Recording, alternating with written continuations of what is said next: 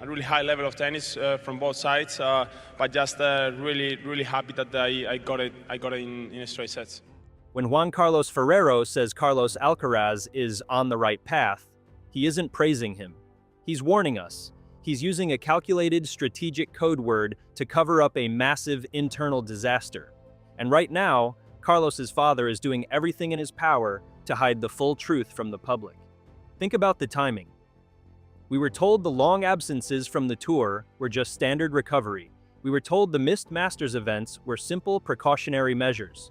The official camp line has been identical for months. We are calm, we are working, Carlos is on the right path. It's a corporate lie. Ferrero finally let the truth slip. He didn't use the safe, sanitized language approved by the family's PR team. He exposed the reality. On the right path doesn't mean Carlos is close to 100%.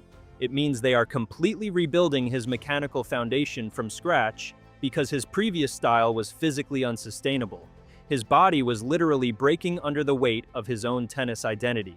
But if you look at the press conferences given by Carlos Alcaraz Gonzalez, his father, you get a completely different story.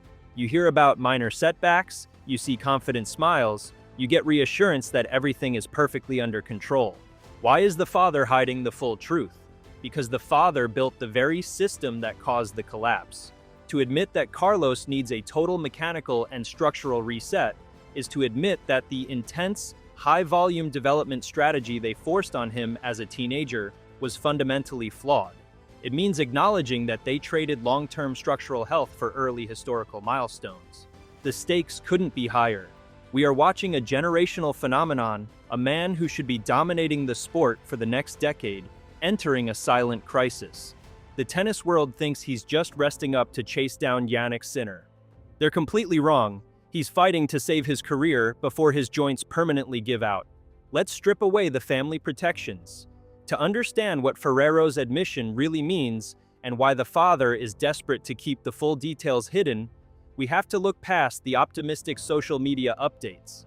We have to break down the actual structural damage they're hiding, the mechanical flaws they're forcing Carlos to fix in secret, and the exact moment the family empire realized the old way of playing was officially dead. Let's look at the actual physics of what it takes to change a Grand Slam champion's game mid-career. It is incredibly dangerous. When an athlete has hit millions of tennis balls since the age of 5, their movement patterns are hardwired into their nervous system. It's pure muscle memory. When Ferrero admits they are changing things, he's talking about an agonizing, mechanical deconstruction. The structural failure didn't happen because of one bad movement. It happened because Alcaraz's signature style relies on extreme, violent kinetic chain manipulation. His lateral movement is too explosive. He doesn't just slide on the clay or hard courts. He stops dead, putting immense, unmitigated load directly onto his ankle and knee joints. Pair that extreme movement with his hyper-aggressive forehand takeback, and you have a recipe for physical ruin. The wrist takes the final, brutal whip of the racket, absorbing vibrations that the forearm muscles are too fatigued to handle. Ferrero saw the data. He knew that if Carlos returned to the tour using the exact same technique, the next injury wouldn't just sideline him for a summer, it would end his career.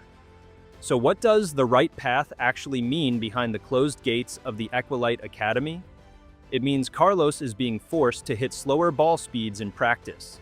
It means they are forcing him to train with an unstrung racket frame just to refine his stroke mechanics without placing excessive stress on his injured right wrist tendons. It means they are trying to teach an instinctive, hyper-aggressive warrior how to play a completely different style of tennis just to survive the physical toll of a 3-set match.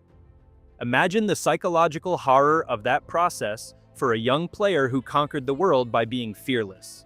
You are stripping away the very weapons that made him a legend. And that is exactly why Carlos Sr. is hiding the full truth. The father's entire reputation in Spanish tennis is built on the Alcaraz method. He ran the academy in Murcia. He shaped the early training blocks. To the public, he is the master architect of a sporting dynasty. If the tennis world discovers that his training methods created a physical ticking time bomb, the brand is severely damaged. The commercial sponsors start asking difficult questions. The tournament directors lose confidence. So the father controls the narrative. He ensures the medical updates focus on vague terms like muscle fatigue or generic recovery timelines instead of the real diagnosis: right wrist tenosynovitis caused by chronic joint degeneration and kinetic misalignment. While the father talks about quick returns, Ferrero is in the dirt every single day, watching Carlos struggle to adapt to a shortened forehand.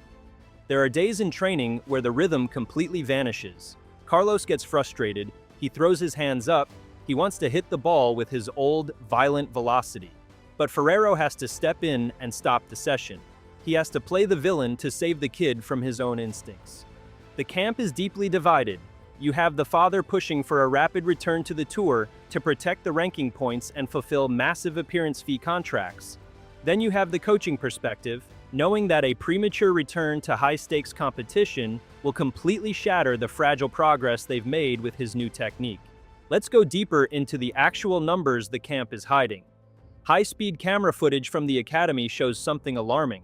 On the old forehand, Alcaraz's wrist went into an extreme 90-degree extension just milliseconds before contact. That created massive racket head speed. It also created a massive ticking physical crisis. The human forearm can handle that stress if it happens 10 times a match. It cannot handle it when it happens hundreds of times a day, week after week. Ferrero noticed the forearm density tests were dropping. The muscles were constantly in a state of micro-tearing. When a muscle is torn, it stops absorbing the shock of the ball impact. Where does that shock go? Straight into the bone structure and the tendon sheath. The father knows this data exists. He saw the ultrasound scans. Yet, when cornered by Spanish reporters, he laughed it off. He called it a normal adaptation to heavy training balls. This is where the cover-up turns into active damage control. If the public realized that Carlos was dealing with a structural imbalance rather than a simple muscle strain, the narrative surrounding his future would change overnight. Commentators wouldn't be asking when he will win his next major. They would be asking if he can survive a full calendar year without another complete physical breakdown. Ferrero is fighting this battles on two fronts. He is fighting the injury itself, and he is fighting the family's ego. In public, Carlos Sr. acts as the primary gatekeeper. He controls which doctors speak to the press. He handles the institutional relationships with the tennis federation. But behind the scenes, Ferrero has brought in independent biomechanists from outside the family circle. These experts are tracking every single degree of wrist rotation. They are measuring the force of Carlos's foot plant down to the exact millisecond. The results of those independent tests were terrifying. The data showed that Carlos's movement put 40% more stress on his patellar tendons than a standard elite player. He was playing tennis with zero margin for error. His body was operating at a redline velocity that was bound to break. The father's reaction to this data was classic denial. He pointed to the trophy cabinet. He reminded everyone that this exact method produced multiple Grand Slams before Carlos turned 21. He argued that you cannot tame a wild horse if you want him to win races. But Ferrero understands the difference between a short sprint and a long-term career.